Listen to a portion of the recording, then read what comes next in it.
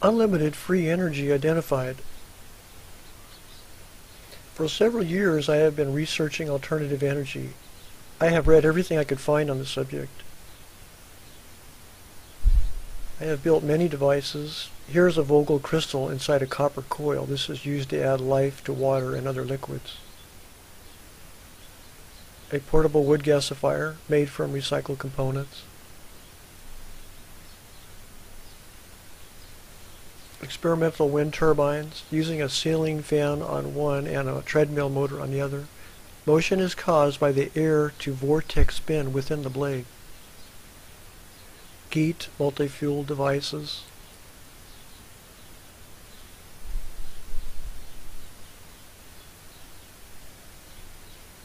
Air-fueled motor attempts.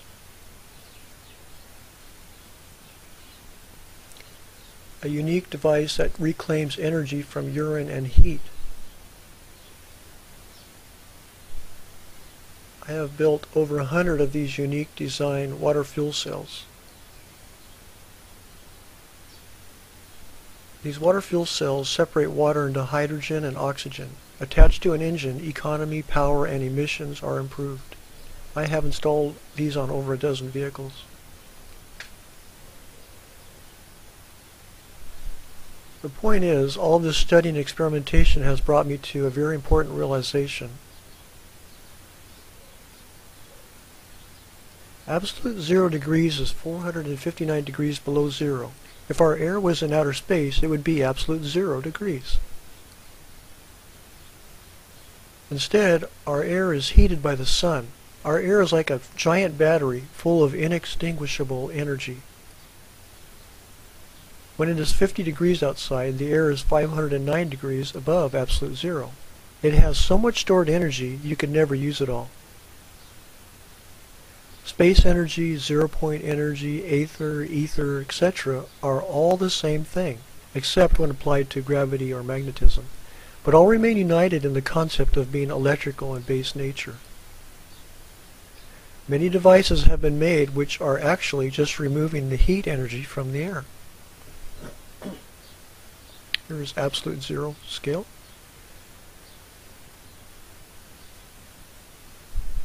In the late 1970s, Lee Rogers invented a modification that allowed his V8 powered car to run on air.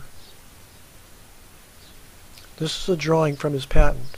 The air leaving the engine was 40 to 50 degrees cooler than the air going in. You could say the fuel powering the engine was heat, and a portion of the heat was being used to run the engine.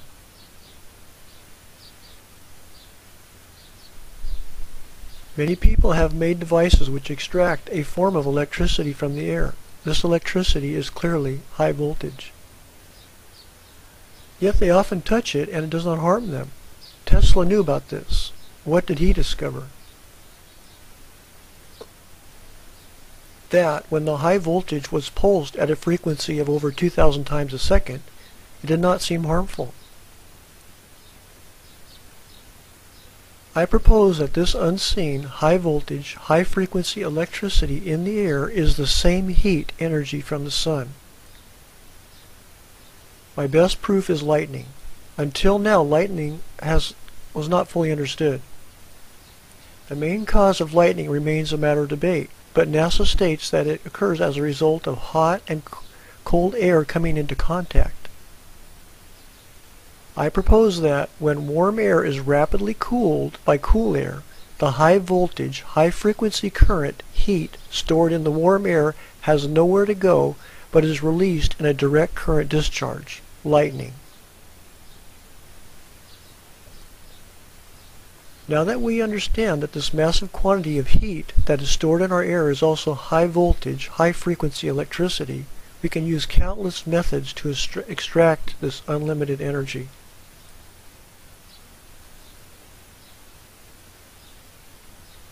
Now the mystery of where zero-point energy comes from has been resolved.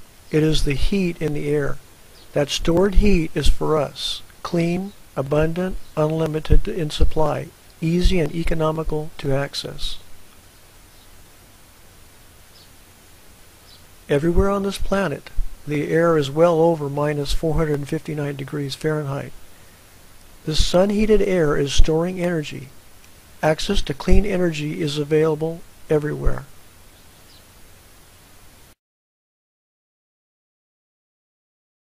Addendum. I had noticed a lack of comments on this video, so it seems more explanation is required. The Tesla coil probably provides the simplest method of demonstrating the free energy in the air. Looking at these sparks, you probably think that they are emitted from the coil tower. They are not. Just as when you whistle for a dog and it comes running, you are in effect using a device to induce the dog to come.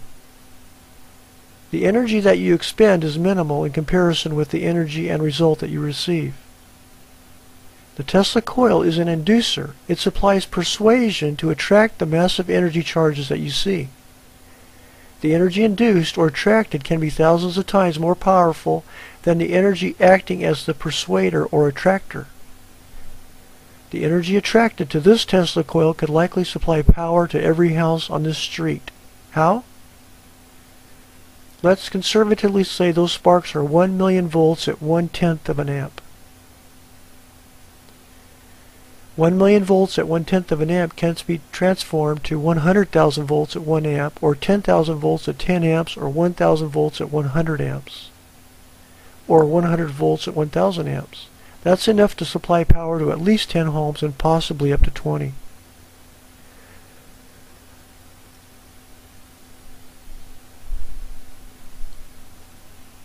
Here is a very basic drawing of the Tesla coil. The whistle or inducer is on the left.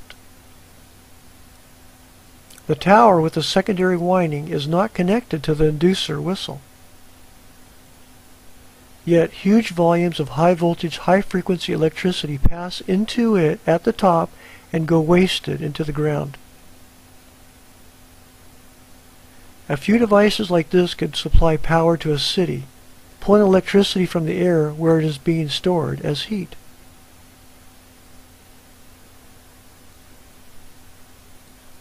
In 1932, Tesla powered a car like this with an electric motor. The car had a standard battery, yet could drive all day, all month, all year on electricity coming from the air.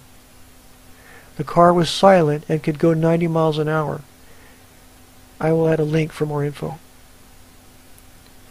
This is a drawing of possible wiring for the car. It had 1 or 2 antenna devices instead of a Tesla coil. This is a patent drawing for a Tesla wireless light bulb, again, taking electricity from the air. This is Tesla's tower from which he claimed to be able to broadcast electricity. Homes would receive the wireless electricity with the appropriate device. The project lost funding and was never completed. The investors believed that there would be no way to collect money from customers. They were right. I believe that this tower was just a hoax to make people think it was giving them power, when in actuality the device that was installed at their home was getting power right from the air, right there. The investors probably figured out that eventually the customers would understand this. Using a variation of the Tesla coil, like one that was used on Tesla's electric car, free electricity in enormous supply is available. Even Tesla himself admits that he did not know where the energy came from. Can I tell you how I finally put all this understanding together?